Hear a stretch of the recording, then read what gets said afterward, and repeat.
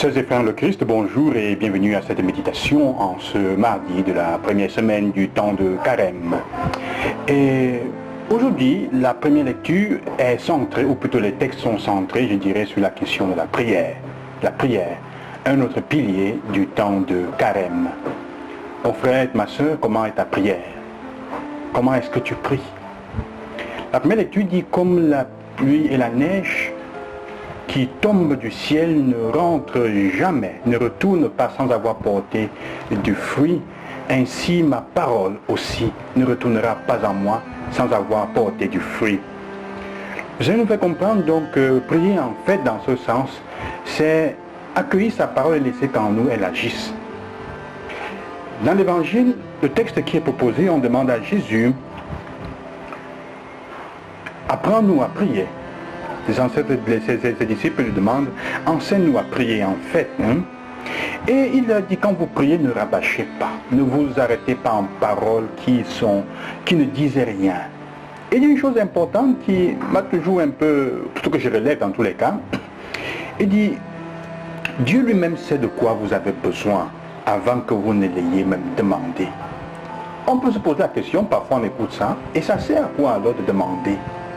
Pourquoi demander à Dieu quand il sait déjà ce de quoi nous avons besoin? En fait, la demande ne sert pas à Dieu, elle sert à nous-mêmes. C'est ça le sens de la prière. Bien sûr qu'il le sait. Il m'est arrivé parfois de me promener dans certains villages, dans certaines de nos missions, et de voir des puits qu'on a creusés, qu'on a offerts à un village et qui ont été abandonnés. Des puits qui seraient encore bons, ils n'ont pas séché, mais ils ne sont pas utilisés. Parce que ceux qui les ont offerts ont pensé parfois que, ou c'est ce qui servait aux populations de cette localité, qui eux ont jugé que ça ne leur servait pas, ils n'avaient pas besoin de puits. Parfois, Dieu attend que nous soyons conscients de ce de quoi nous avons vraiment besoin. Il arrive qu'on demande des choses à Dieu qui ne nous servent vraiment pas. Il ne nous les donnera pas parce que ce n'est pas ce qui nous sert. Il sait déjà vraiment ce de quoi nous avons besoin. Quel est ton besoin le plus profond? Il attend que toi-même tu arrives à cela. Un peu comme l'enfant qui vous demanderait un couteau. Mais vous savez qu'il va se blesser avec vous. De lui donnerez-vous un couteau? Quand vous savez qu'en ce moment il a besoin d'une cuillère ou d'une fourchette. Mais l'enfant veut le couteau ou la fourchette parce qu'il vous voit manger avec la fourchette. Il n'est pas capable de l'utiliser encore, mais il veut cela. Et vous savez pourtant qu'il ne peut utiliser qu'une petite cuillère. Plutôt que de lui donner la fourchette, il va refuser la cuillère que vous lui donnez, il va même la jeter. Vous allez même accepter qu'il mange avec ses mains, jusqu'au moment où il aura besoin. Il se rendra compte que c'est en fait la cuillère qui lui sert. Il viendra la chercher. C'est en fait à cela que sert le fait que nous devions demander. Demander.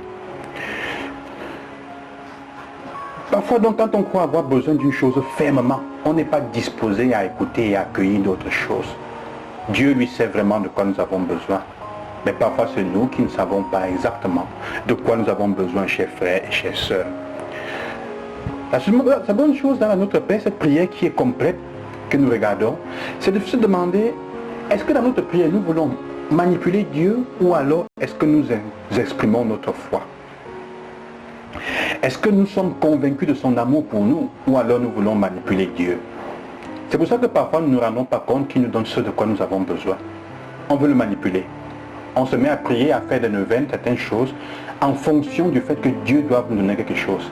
Alors que ce qui est demandé, si on est prêt à prier, la prière ne sera exaucée que si elle est faite avec foi, à condition que nous voulions nous convertir.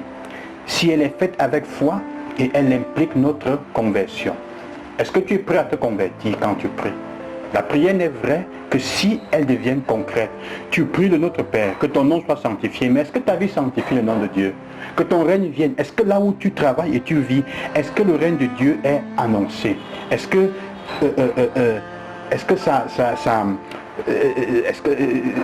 son règne, là où tu vis, est-ce que c'est pour l'annonce de son règne ou c'est simplement pour imposer tes propres vues, tes intérêts?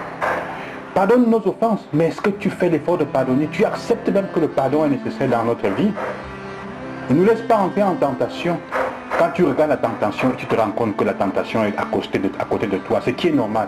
Est-ce que tu fais ton effort pour résister à la tentation? Ne nous soumets pas à la tentation, ne nous laisse pas entrer en tentation, tu dis à Dieu, mais tu ne fais rien pour renoncer aux petites choses à la tentation.